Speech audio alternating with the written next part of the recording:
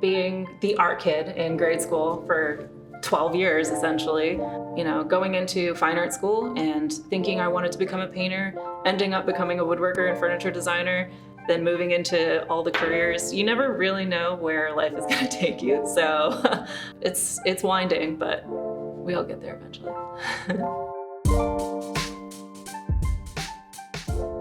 I knew from when I was little, I always wanted to do art. Regardless of how and why and what, it was gonna be art in some form or capacity. I've always been a hands-on learning type of person, so a visual medium was really easy for me because I need to see things for it to work. It's okay, paint stroke, whatever. I can see it now, it's blue. That made sense in my head. I think design in particular is a lot of problem solving. I've always really liked puzzles and logic challenges, so I think figuring out how people perceive and retain information through design is part of that logic and puzzle solving, so it's very satisfying. It generally starts off with some sketches, some mood boards, a color here or there, I really like this, or a composition, I want to recreate something like that, or I want to capture this emotion, whatever. And then you build a sketch off of that, you build a mock-up or whatever. I don't have a super obscure process. I think it's just a cool idea, show off the idea. Okay, how we clean this up? Cool, good talk, clean it up, kind of thing.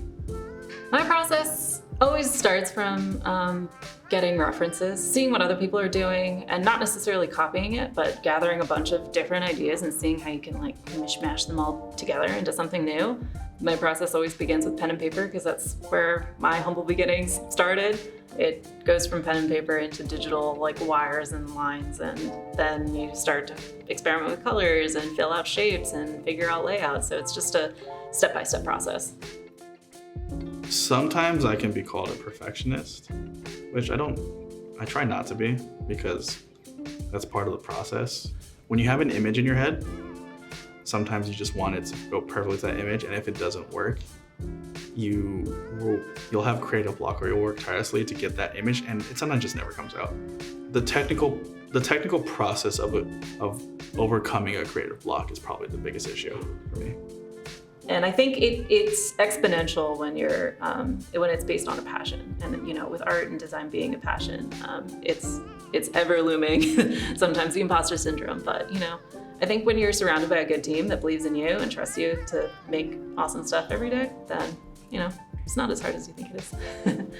When you're part of a group of people that when you have that vision come together with what everyone aligns with, it's a really good feeling.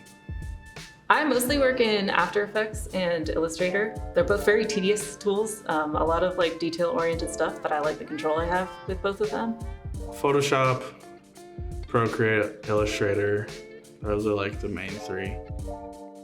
The new laptop, one, it's fast, and that makes me really happy. Especially with Canvas, just paint a mountain out of nowhere, it's so funny. It's so good though. Having non-invasive tools, but also tools that know exactly what I'm doing and what I want to do, and they can give me just a little push in the right direction, that's really cool. I think efficiency just helps the flow. Roadblocks, whether it's personal art block or technology roadblocks, it's, you get into this momentum of getting ideas out and really just hitting the ground running. And when you're just able to flow through everything and get everything that's clouding up in your brain out on paper, out on screens or computers, it's super satisfying. I think every day something new is coming out to improve the process, and if you're not catching up to it, somebody is going to hone their skill in that sooner than you are.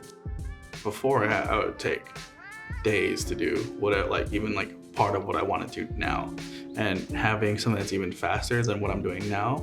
I'm not gonna say I'm gonna bust out 4 or 5 pieces in a day. That's not the goal. The goal is I can have my dreams and my goals will become that much more concise and that much more efficient.